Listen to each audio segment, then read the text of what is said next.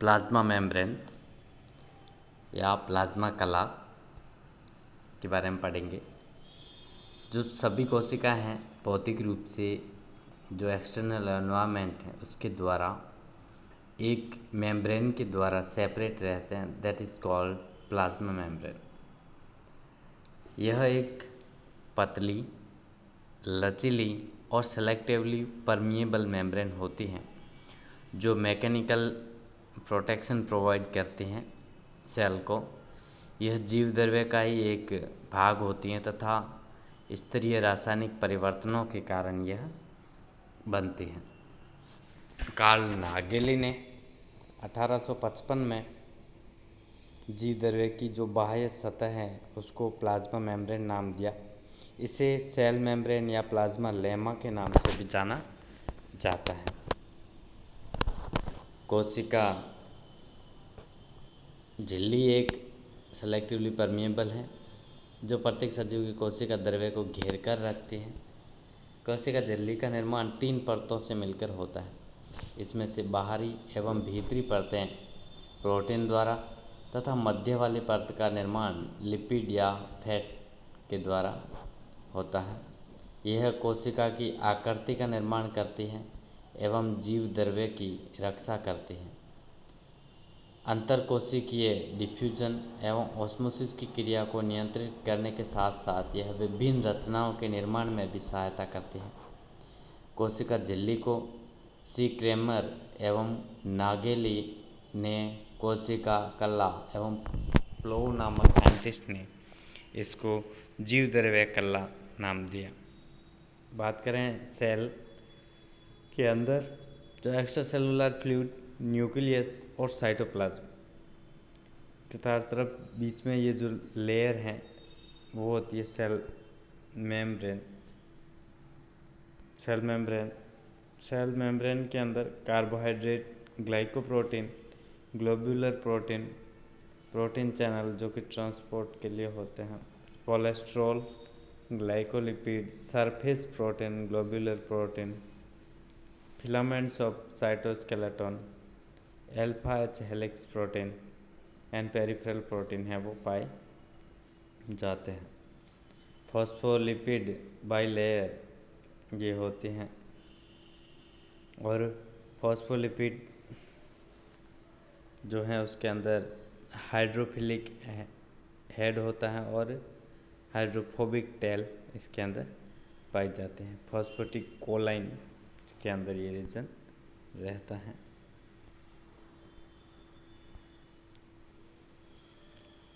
Ultra structure क्या है, इसको लेकर अलग अलग साइंटिस्ट के अलग अलग विचार हैं। उससे पहले अगर हम इसकी थिकनेस की बात करें तो इसकी थिकनेस 75 एंगस्ट्रॉम होती है। तो इसके अल्ट्रा स्ट्रक्चर के बारे में बहुत सारे वैज्ञानिकों के सिद्धांत हैं। सबसे पहले ओवरटोन नामक साइंटिस्ट ने 1899 के अंदर दिया था सिद्धांत। उनके अनुसार प्लाज्मा मेम्ब्रेन वसाओं की एक महीन परत द्वारा निर्मित होती हैं जिसके मुख्य अवयव कोलेस्ट्रॉल, लेसिथिन इत्यादि पदार्थ होते हैं।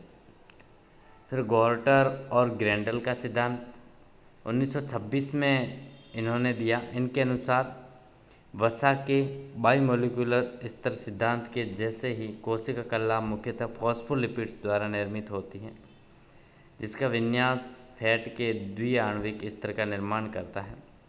प्रथम स्तर के वसा अणुओं को पोलर एंड्स और बाहर की ओर एवं द्वितीय स्तर के जल विराग या नॉन पोलर एंड्स कोशिका द्रव्य की ओर उन्मुख होते हैं। इस तरह दोनों परतों के जल विरागी सिरे और एक दूसरे के सम्मुख होते हैं। डैनियल और डेविस डॉब्सन ने सैंडविच मॉडल अथवा लेमिलर लूप दिया था 1935 के अंदर। उनके अनुसार वसा प्रोटीन के प्लाज्मा मेम्ब्रेन की जो वसा युक्त द्विआण्विक बायोमोलिकुलर फॉस्फोलिपिड परत 2 प्रोटीन परतों के मध्य स्थित होती है, अर्थात फॉस्फोलिपिड की परत दोनों ओर से प्रोटीन की परतों द्वारा कवर्ड रहती है। फॉस्फोलिपिड के बायोमोलिकुलर जो लेयर के हाइड्रोफोबिक एंड्स एक दूसरे के सामने होते हैं, जबकि हाइड्रोफिलिक एंड प्रोटीन अणुओं से सहसंबंध स्थापित करते हैं। फिर वोल्पर्स का लैटिस मॉडल, इसके अनुसार प्लाज्मा मेम्ब्रेन में जो फैट एवं प्रोटीन की परतों में पाए जाने की अपेक्षा एक जालक अथवा लैटिस के रूप में उपस्थित होते हैं।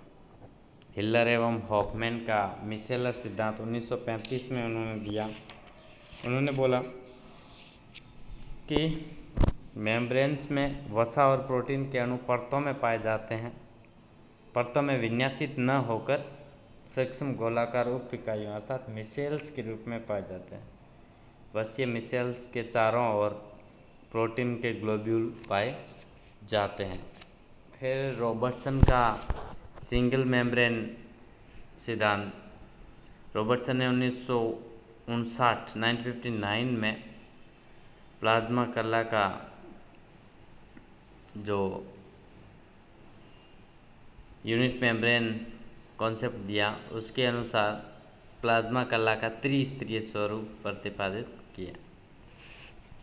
सिंगर और निकोलसन का जो सिद्धांत है वो ज़्यादातर हम पढ़ते हैं, मोज़ेक फ्लूइड मोज़ेक मॉडल, इसको हम आगे डिटेल में देखेंगे। फ्लूइड मोज़ेक मॉडल सिंगर और निकोलसन की बात करें 1972 में दिया। इसके अनुसार जो फैट मॉलिक्यूल हैं दोहरी परत प्लाज्मा लेमा के जो आधारी ढांचे का निर्माण करती हैं। प्रोटीन के अणु इनमें दो प्रकार के होते हैं, इंट्रिंसिक प्रोटीन जो वसा की दोहरी परत में आंशिक अथवा पूर्ण रूप से धसे रहते हैं, इंट्रिंसिक प्रोटीन, जबकि यहाँ पर ये इंट्रिंसिक प्रोटीन है जो बीच में धसे रहते हैं। दूसरे होते हैं एक्सट्रिंसिक प्रोटीन या जो वसा परतों से ढीले या बाहर की तरफ बंधे होते हैं। साथ ही वसा एवं समाकल प्रोटीन्स के अणु एम्फीपैथिक होते हैं, अर्थात इनमें दोनों हाइड्रोफोबिक और हाइड्रोफिलिक सिरे पाए जाते हैं। प्रोटीन के हाइड्रोफिलिक सिरे जलीय सतह की ओर स्थित होते हैं, जबकि जल विरागी सिरे वसीय परत के मध्य पाए जाते हैं। इस प्रकार वसाओं के जलरागी सिरे भीतर की ओर एवं जल विरागी सिरे बाहर की ओर व्यवस्थित होते हैं। इस प्रकार सिंगर और निकोलसन के अनुरूप वसा के जो अर्ध तरल अवस्था में उपस्थित होते हैं। द फ्लूइड मोज़ेक मॉडल का ये भी डायग्राम है। हिलर एंड हॉफमैन का जो मिसेल्स का फॉर्म था वो इस तरीके से मिसेल फॉर्म के अंदर उपस्थित रहते हैं। बाई मोलिकुलर लिपिड लेयर, इसके अंदर lipid by layer is the universal content of all cell membrane. The structure is called lipid layer because it composed of two layers of fatty acid organized in two sheets. The lipid bilayer is typically 5 nanometers to 10 nanometers thick and surrounds all cells, providing the cell membrane structure. Sandwich model, Daniel और Davidson ने दिया था, जो इनके पढ़ा हमने अभी। Unit membrane member Robertson ने। स्पेशलाइजेशन ऑफ जो इसके सेल प्लाज्मा मेम्ब्रेन है या cell membrane, the plasma membrane of neighbouring cells in a tissue frequently exhibit specialized junctional regions that play a role in cell-to-cell adhesion and in intracellular transport. The most common of these junctions are tight junction, that is called zona occludens. जो tight junction है उनको zona occludens भी कहते हैं। And intermediate junction और belt desmosome also refers to as terminal bars और zona adherence. इसके अंदर स्पॉट डेस्मोसोम होते हैं जिन्हें मैक्यूला एडहेरेंस कहते हैं। साथ ही गैप जंक्शन और connexon also called nexuses and plasmodesmata, interdigitations, basal infolding, invagination, microvilli, ये सभी संरचनाएं इसके अंदर पाई जाती हैं। साथ ही केमिकल कंपोजिशन की बात करें अगर हम प्लाज्मा मेम्ब्रेन की, तो प्लाज्मा मेम्ब्रेन की केमिकल कंपोजिशन के अंदर लिपिड्स होते हैं, जो मुख्य पदार्थ होता है इसका फॉस्फोलिपिड होते हैं। इसमें लेसिथिन प्रमुख पदार्थ होता है। इसमें कोलेस्ट्रॉल, सिफेलिन भी पाए जाते हैं। कुछ ट्राइग्लिसराइड द्वारा बनी वसाएं भी होती हैं, जिनमें हाइड्रोफोबिक और हाइड्रोफिलिक एंड होते हैं। प्रोटीन्स होते हैं इनमें दो तरीके के, एक्सट्रिंसिक और इंट्रिंसिक प्रोटीन। एक्सट्रिंसिक और पेरिफेरल प्रोटीन की बात करें तो ये स्पेक्ट्रिन, साइटोक्रोम सी आदि होते हैं, जबकि इंट्रिंसिक प्रोटीन इनमें रोडोप्सिन और साइटोक्रोम ऑक्सीडेज होते हैं। कार्बोहाइड्रेट प्लाज्मा कला के आसपास ये एक स्तर का निर्माण करते हैं। लाल रक्ताणुओं की प्लाज्मा कला में पाए जाने वाले प्रमुख कार्बोहाइड्रेट हैं हेक्सोज, फ्यूकोज, हेक्सोजाइमिन, सियालिक अम्ल, etc।